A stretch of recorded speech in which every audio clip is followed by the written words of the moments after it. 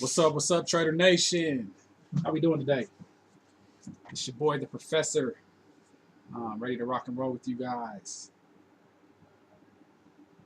Got a big week ahead, so let's just kind of get ready for that. I'll go ahead and check the disclaimer at the bottom of the page. This is for your viewing material, educational and informational uses only.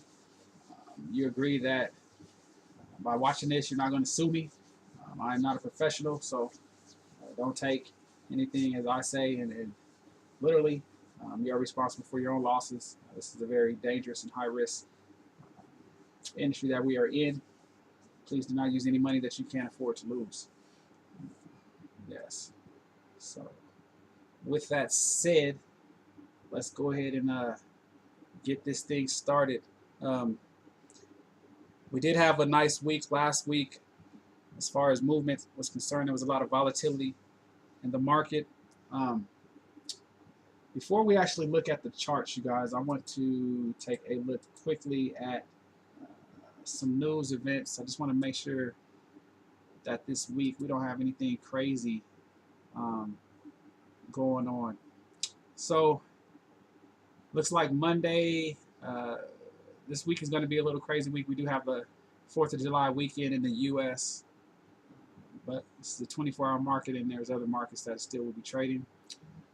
So we have some PMI news coming out 8 o'clock on Monday.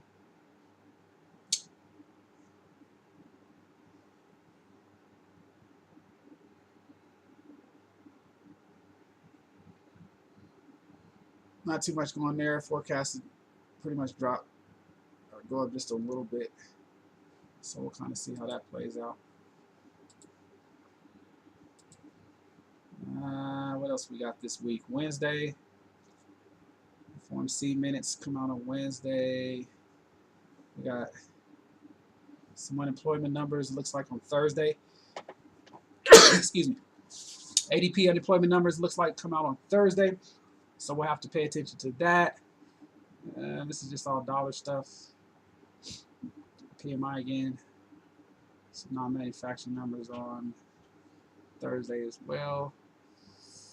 Friday, you got the non-farm payroll and unemployment rate. So we do have some big stuff coming up this week as far as fundamental news is going to be concerned. We're at a pretty low unemployment rate. If anything, I might see this start to tick its way back up some. So that's kind of what I'll be anticipating for this upcoming week on the dollar. And yeah, that should be it. Let's go ahead and I want to check some of this Canadian news real quick. We had some nice moves on the Canadian pairs last week.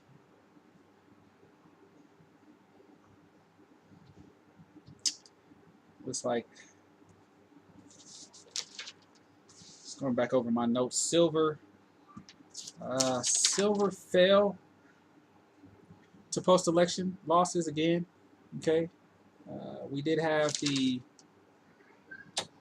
iron ore. Looking at plunged about 22%, so that's coming up.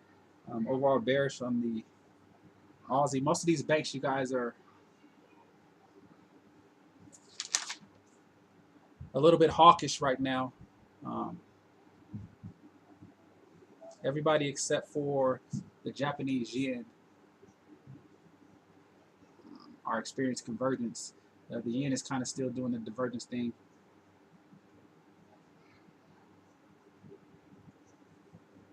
Let's see, what else do we have here? Unemployment is coming out on Friday. It's not too much happening on the Canadian dollar. Let's look at the Japanese yen. Again, we're just looking for big news events. So we got some inflation, unemployment rates. That already happened. Okay. Let's go to Monday. Anything. Looks like pretty quiet on the yen for the week. Interest rate decision. They'll probably stay where they've been. They've been at -0.1 for a while, so I can't see them pushing up. They'll probably stay where they are.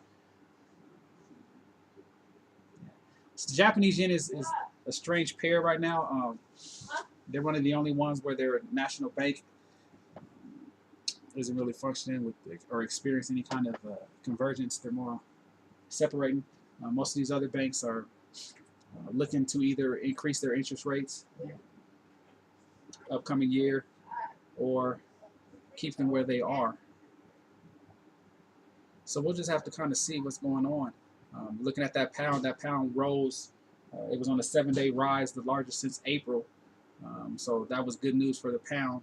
And you have the whole Brexit thing with the UK. So they really can't make any trade deals until they figure out how that's going to work and get the Brexit signed. So they're kind of in limbo right now. But there are a lot of opportunities on that euro and the pound pairs. They kind of move together. So when we see, when you see some movement on the euro, you'll see probably the same movement on the pound pair and vice versa. When the pound would move, you should see the euro move as well.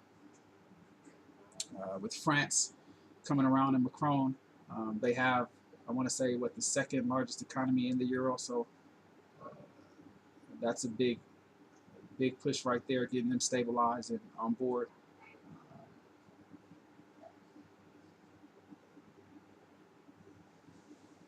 So just really making sure we stay up on top of these fundamentals, you guys. This is what really drives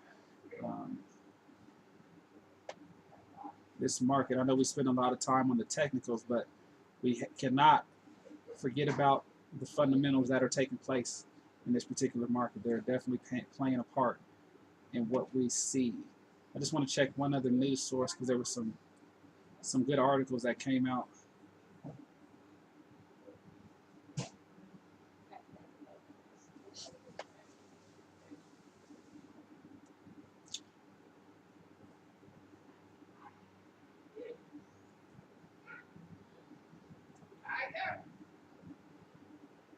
See that peso, they're still looking to short that peso, which I saw that last week. And again, that was a call that I had went out, was the short on the dollar peso. It didn't actually move in that direction yet, but it is still set up. You do have all the signals, bear signals for that to happen.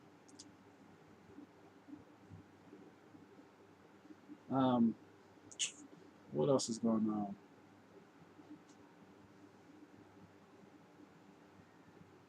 A lot of futures contracts last week on the Canadian dollar. Okay. So they're increasing that short position. But we'll see, though.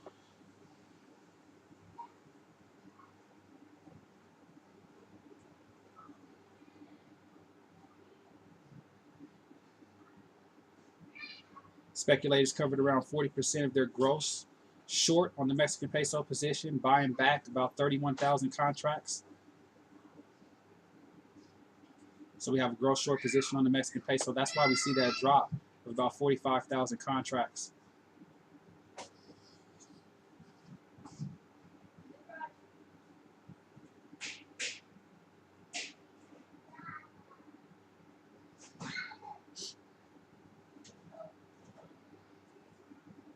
So they're adding contracts to that euro position as well. Another 12,000 contracts gross on the long position.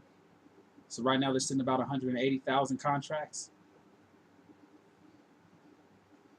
So these contracts matter because that's kind of the sentiment. That's the direction that the actual currency is heading. So the more contracts you have in a certain position or certain bias, you're going to see that pair move in that direction. You also had some bonds and some treasury information come out. So I'm still trying to learn the correlation between the two. Bonds and interest rates. From my understanding, when bonds go down, interest rates usually increase, and vice versa. When interest rates increase, bonds will come up. So we just kind of got to pay attention to that. All these things affect price and value of a particular currency. Again, just piggybacking off of what Cleveland was going over in his webinar on the price and value discussion and the difference between the two. I like to think about things, especially in this market, like stuff that we can kind of relate to. So, for example, a pair of Jordans. You got the new pair of Jordans, they come out, right? They might be priced at a certain price, say $200, okay? But what is the actual value? What is the market value for those particular Jordans? Because that value could be higher or lower than what the actual price is. And this is the difference that we're talking about. This is where you get into inflation and things of that nature. Prices being inflated because the value isn't what the price is actually at. So you have an inflation, and that's not very good for anything, especially not an economy.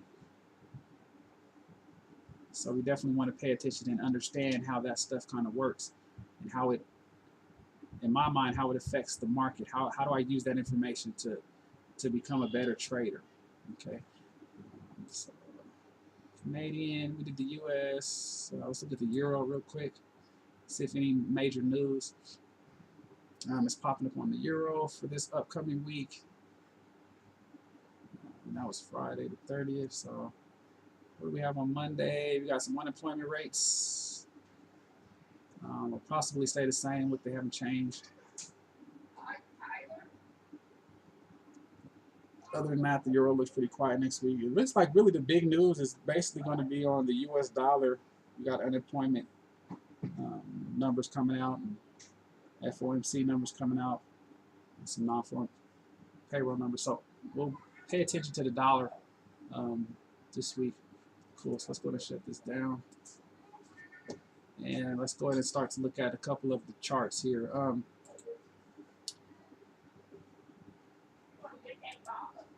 First one I'd like to draw your attention would be the US JPY, this particular pair here. I'm looking for the 23.6 break. I put a couple of notes in here on my charts just so I can speed along through this. I don't want to take up too much time. I'm looking for that 23.6 break to the downside on this dollar. We are coming up on some daily resistance levels here that we can see around that 112.55 area. So if I can get a little bounce on any kinds of bearish evidence up in here, showing me that we're starting to roll over, then I'm looking for that 23.6 break. Again, 38.2 is the target, or the 50, any one of those. And then we should kind of continue our way up, hopefully, but we'll see. This dollar could have some crazy stuff going on where we might actually push back down into the 108s, 109 area. That will be our next level of supports down at the 108. And if we do break this 112 mark, our next level of resistance is going to be at the 114. That's the next level of major resistance. So right now I'm just looking for that bearish evidence, and then we'll kind of go from there. Okay. What do you need, mommy? Go ask grandma to help you with that. Daddy's trying to do something. Okay. What else we got going on?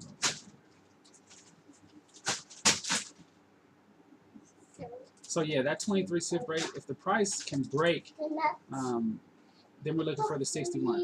If not, we're looking for the trend line. Okay, so we do have a trend line here that's popping up. What's up, baby? Okay, here you go. I'll take this upstairs. Daddy got to finish. I came to give you this soda.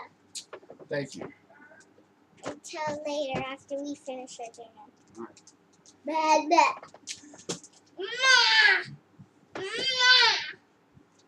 So we're about 100 pips away from that line, and that's going to be the JPY. Let's go ahead and head to the next pair that I want to draw your attention to will be the EU.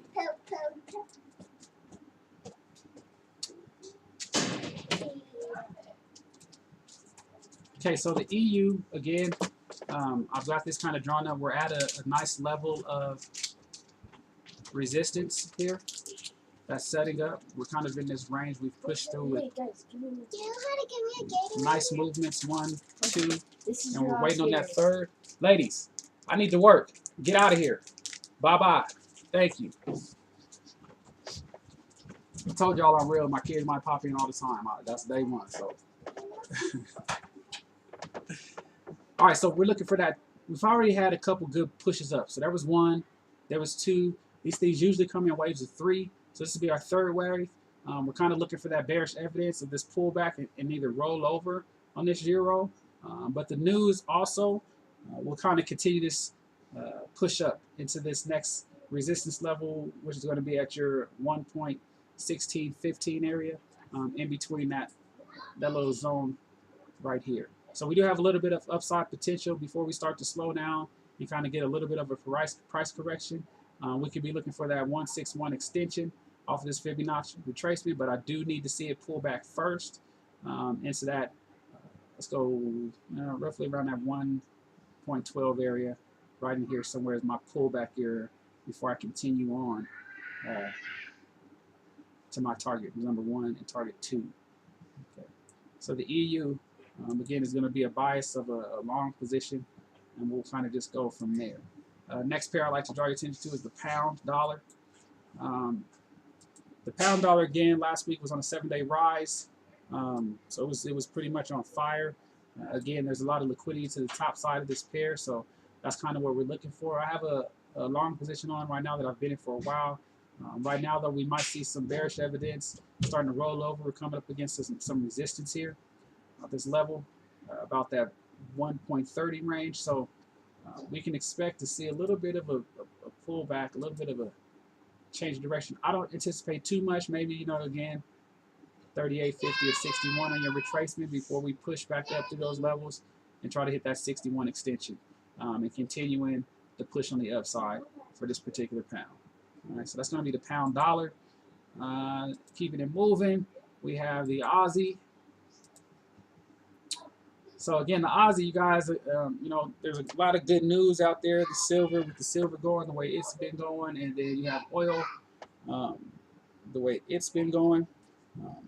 Sterling, it did fall, but it's expected to rise back up to that 1.32. So we'll kind of see what's happening there.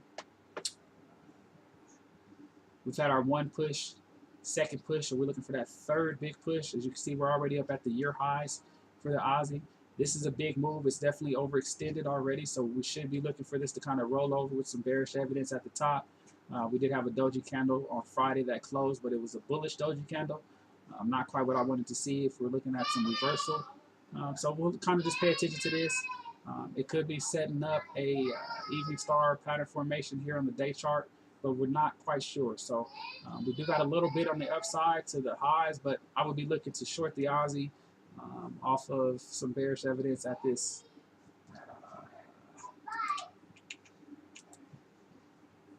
at this 0.7712 area. Start looking for reversal patterns and candles and things of that nature. Double tops, we do have a lot of resistance in there that we're dealing with. So and this resistance goes back a while. So definitely looking for a reversal or correction back into the 0.75, 75s, or maybe even high 74s. We could actually come all the way back down to 73s. Not quite sure. I don't expect that, but we will pay attention to that and see how we go. All right, next pair that I'd like to draw your attention to will be gold. This is the gold to silver index. As you see, we kind of got this wedge thing happening here on the dollar time frame. So I like these. When price gets pinched in there, it has to break out one direction or the other. It usually continues in the way that it's been going. Right now, we really don't know. You do have a little bit of dollar weakness that should be coming up in the horizon here. So we'll kind of see if that's enough to push gold back up a little bit. But right now, I'll be staying out of gold at this particular point, unless you wanted to get into some silver or some version of that. But right now, I'm kind of staying away from gold. Next one I'll bring your attention to is the pound chief. Now, the pound chief, this is a carryover trade from last week. Swing trade from last week that we got into. We got a couple of those that are still active and live. This trade is still in profit. It's still profiting for me, so I'm going to continue to ride this trade out. We were up 70 pips on the close of Friday. So again, we have our bullish evidence. Everything's you have these double bottoms here. Things are moving up. We had a nice engulfing day candle, probably I think Wednesday it was, and we've just been pushing up since there. We've already broken the 23, so our targets are going to be the 38, 50, or the 61. I got a big boy target at the 61. Any of that will count. But then we're looking for that roll back over down to a 161 extension on the pound chief, but that's not going to be for a while. So that's the pound chief. Again, the bias right now for this week is going to be to continue the long position. Next pair I'll bring your attention to is the New Zealand dollar. Now, the New Zealand dollar, the Kiwi has been kind of tricky. Everybody, again, is waiting for this short opportunity. We're starting to see a little bit of a double top forming here. We got some, again, waiting for that bearish evidence, something to kind of signal that the reversal is starting to happen. I'll just continue to push up my pending orders. until this thing rolls over, because again, when it goes, it is going to go. It's going to go quick. But the Kiwi's probably been the most highest performing pair, currency pair in the market lately. So that's why you see this in this nonstop bullish move to the upside. So we'll kind of pay attention to that. Again, we're just waiting on the short. It's definitely extended. It's definitely oversold. It's been oversold for a while. But as we know, all your indicators are lagging, so they really don't mean too much. It's just kind of something to kind of look at, a quick reference check. So New Zealand dollar, again, we're still waiting on that short opportunity, and we will continue to wait.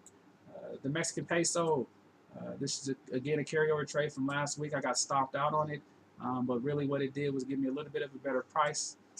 So I'm going to kind of, these were the levels that were kind of scaring me last week. We had a big push up, but what was happening was really you had banks came in to kind of cover this. They were preventing it from falling even lower. So we'll see if that continues. If not, this peso is just going to fall off. It has to correct though, because it's been on this massive just rock and roll rip to the upside, all off of Trump. And again, the tariff piece. So we've pretty much made most of that stuff back. We got a couple levels that we're playing with of some basic support off the daily time frame.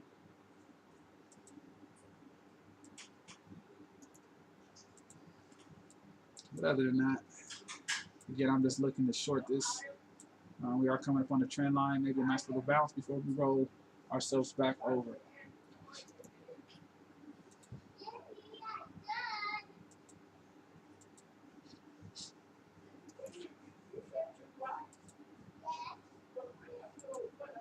Okay. Next pair I'd like to bring your attention to, we got two more. We'll go to the CAD, US dollar CAD. All of these CAD pairs look the same. Everything on the CAD was kind of falling off, as you can see. So again, the combination of oil, the way it is, and then the weakness in the US dollar, we had this move right here. So the Canadian dollar had a little bit of strength. Now we saw push it through, broke the daily trend line. We had our kind of congestion right here. This is the first move. We're going to see a pullback, all right, into that 38.250 range, okay, before we roll over to that 61.8 extension. So that's kind of my bias this week. I'm going to be short on most of the CAD pairs. Again, looking for maybe a partial pullback here, a little bit of retracing. I might not even hit 38.2, but we'll see before we start to roll back over. And again, going for that big boy target at the 61.8 extension level. So we will definitely be keeping our eyes on the CAD. That was a major pair last week that just really kind of ripped off quietly. Let's see here. What else do we have? Again, you guys, these are technicals, but all these moves are being generated by fundamentals. So there was some news that was happening that kind of created this stuff. Either it was oil pricing or it was weakness. You had Drago speaking. You had a lot of things that were happening. Negotiation with the euro and the Brexit happening. Are we going to leave? Are we not going to leave? Can we trade? Can we not trade? So there's a lot of factors that are playing behind the scenes. Please stay up on your fundamentals and your news. Okay. And again, not everything that's positive for a currency will have a positive move or be adverse. Sometimes it can be adverse. So we'll definitely pay attention to that. So this is the pound yen. Again, the yen pairs were all just getting trampled on last week. So we just saw these big moves up, and it's all because of the weakness in the yen. So it wasn't that the pound was just super strong. It's just the weakness in the yen that kind of created this move. So this week, what we'll be looking for is a little bit of a pullback, and then I'm definitely looking forward to continue this trend up to 618. The 161 extension on the pound yen. So right now it's currently oversold, so we'll be looking for, again, this rollover, that bearish evidence. We are up against a little bit of resistance level on the daily time frame. So just look for that pullback, 61. Might get a bounce off the trend line here, nice little minor trend, and then boom, rock it back up again. The pound will be selling, I think, for the pound, any pound pairs you probably want to be buying for the rest of the year. We'll just kind of see how that plays off, pound and the euro. Yeah. Other than that, you guys, again, there'll probably be a couple scalp trades that come out, but that's going to be the analysis as far as this upcoming week is concerned. Just again, pay attention to the news, pay attention to your fundamentals, and pimping ain't easy, baby, but somebody's got to do it. So y'all stay strong and let's get it done. Let's get it done. Any questions, email me. Make sure you like the video and subscribe to the channel. And Professor's out of here. Y'all have a good one.